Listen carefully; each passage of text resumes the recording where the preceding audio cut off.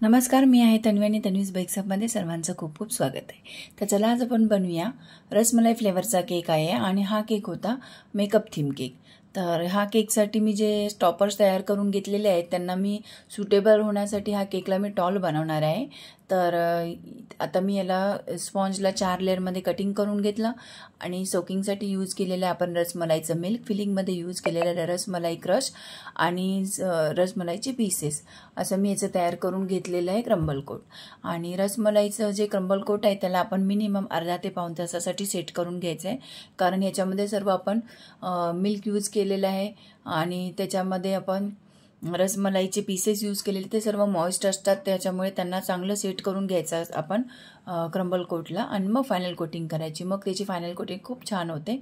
तर यासाठी मी याचा क्रम्बल कोट तयार करून घेतल्यानंतर अर्धा ते पाऊण तासासाठी सेट करायला केक ठेवून दिला आणि त्यानंतर मी याला फायनल कोटिंग करण्यापूर्वी मी अशी डॉवेल्स टाकून घेतली, कारण केक स्टेबल राहण्यासाठी। तर आता मी याला फायनल कोटिंगसाठी यूज करते पिंक कलरची क्रीम आणि व्हाईट कलरची क्रीम असं मी याला तयार करून घेतलेलं आहे। मी फायनल कोटिंग झाली आहे माझी। फायनल कोटिंग झाल्यानंतर मी जे टॉपर्स तयार करून घेतलेले आहेत त्यांना मी असेंबल करून घेणार आहे पूर्ण केकवरती। तर आपण आता ह्याचं फायनल कोटिंग झालेलं आहे रेडी। तर जी पिंक कलरची क्रीम उरलेली आहे त्यानेच मी अशी साईडला बॉर्डर करून घेतलेली आहे आणि आता मी जे तयार करून घेतलेले टॉपर्स ते मी केकवरती असेंबल करून घेते।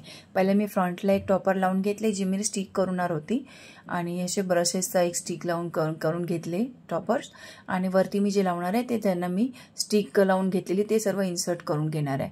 आणि असे असेंबल झाल्यानंतर मी शुगर बॉल स्प्रिंकल करून घेतली पूर्ण केकवरती आणि आता आपला केक रेडी झाला आहे। तुम्हाला कसा वाटला व्हिडिओ?